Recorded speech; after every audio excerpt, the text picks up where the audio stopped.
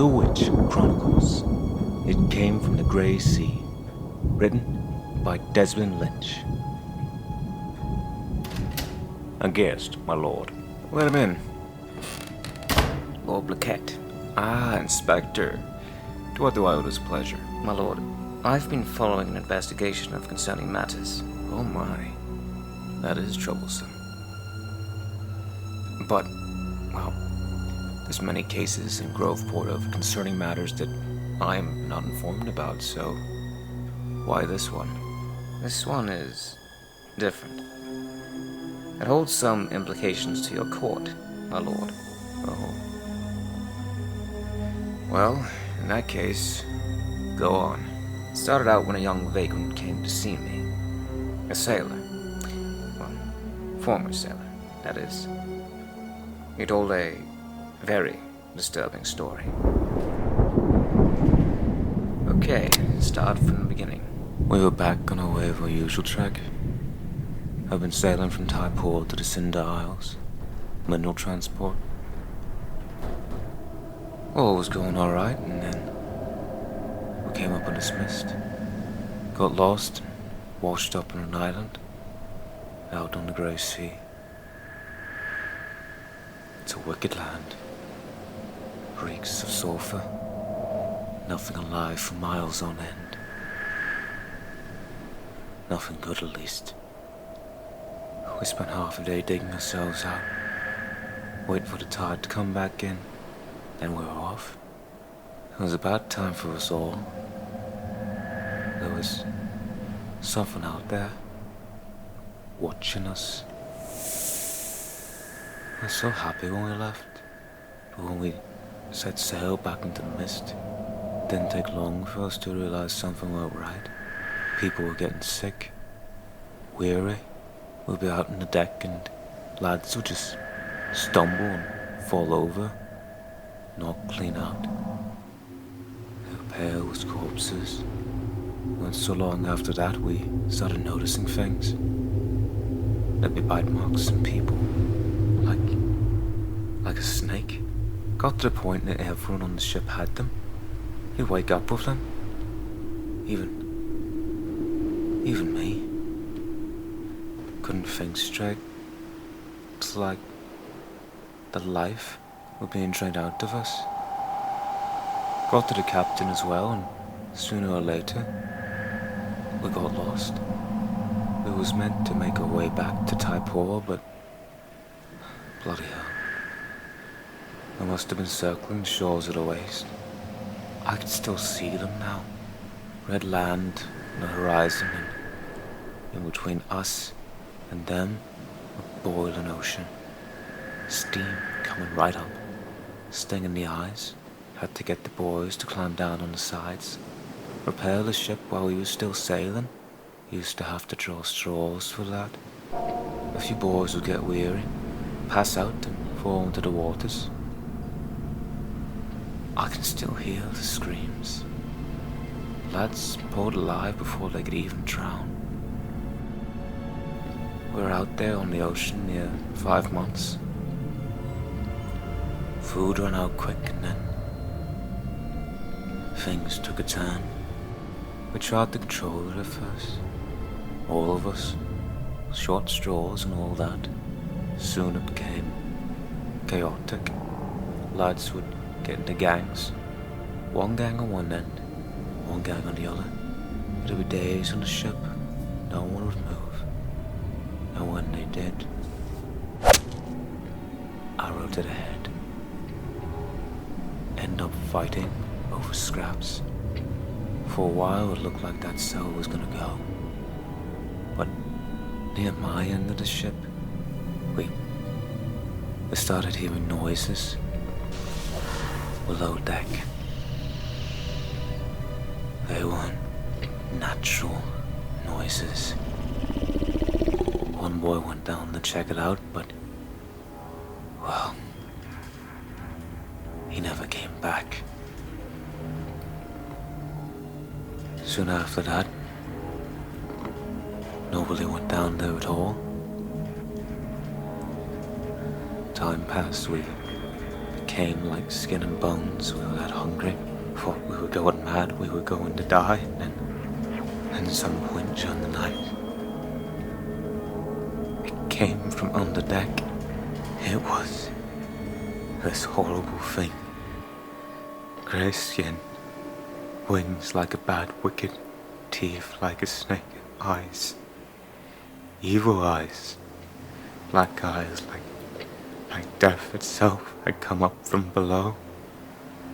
But then it began speaking to us like a man.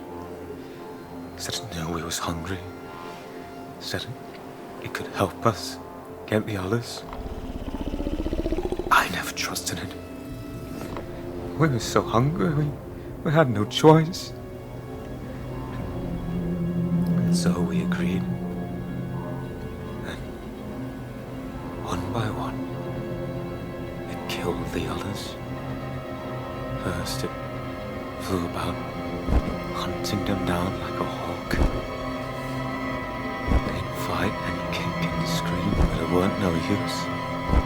Every night or so, they would grab one, would take him up high to the sails, and the screams brought the whole deck to silence, and then, body on the deck, we'd go over. The man was as pale as snow. They'd have the blood drained out of them. It was a few weeks of that.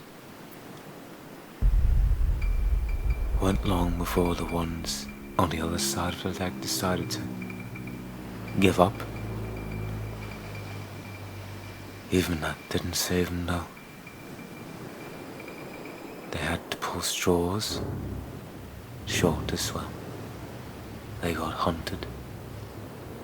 That thing.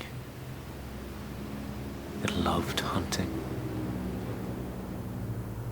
It was the fear, I reckon, thrived on it. So it would train them, dump them, and we'd get the scraps. Went like that for I don't know how long. To eat flesh and like you got this mad fever in your head. Time sort of just falls apart and nothing makes sense anymore. There'd been moments of like clarity. I'd see myself sometimes and I'd be horrified, too scared to scream, and surrounded by cannibals just like me. That thing, it became like a god to us at some point. Almost like we was sacrificing each other to it. We set up a tent, built it a throne, and it'd just sit there and watch us during the day and hunt us at night. But the worst thing was, the more we ate, we became like animals. But the more it ate, it seemed it started to look like a man. They found this ship at some point, off the coast of Groveport. I don't remember much what they said, but that it was just me and the other men on board, and that the deck was covered in bones. It took me back. The priest tried to tell me it was alright if I just asked for forgiveness. The gods would let it all go, but they don't know. They don't know what I saw, what I did. There's no excuse for it. There's none at all.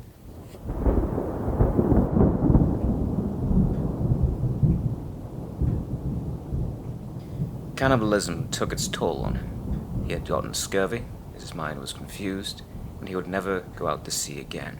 He was no good for any other line of work, so he's been begging on the streets for years.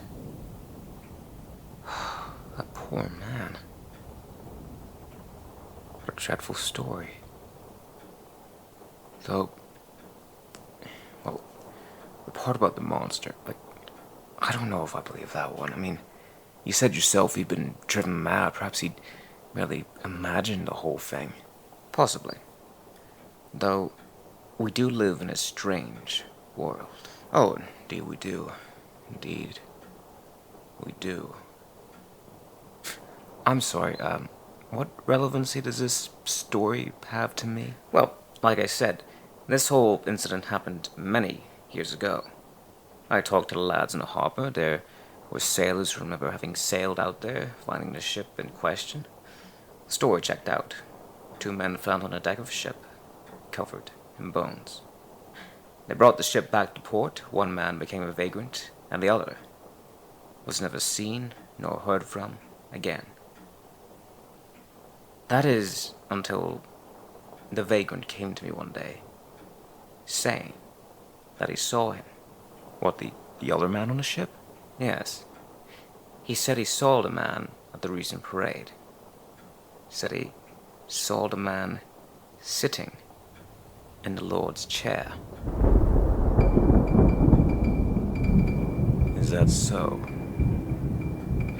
You're nearing retirement age, is that right, Inspector?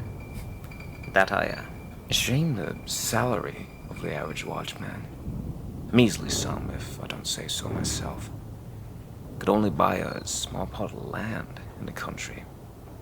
Not fit for a boot. Wouldn't it be nice if someone could just wave their hand, and that sum would, well, become less measly? I'd agree, but in my case, I've never seen someone wave their hand for no reason. Yes, quite. I do appreciate you bringing this case to me.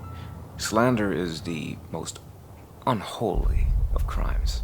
Surely could not afford to have my name tarnished, not least with the Imperial Summit with the Countess of Count Rebel in the coming weeks. It would be most embarrassing. That it would. I'll make sure this investigation remains under wraps. That would be for the best. Thank you. Inspector, do you know the whereabouts of this vagrant? Come on, get out of here. Was leaving anyway? Damn wind.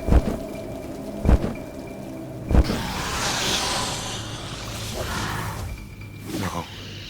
Hello, Henry.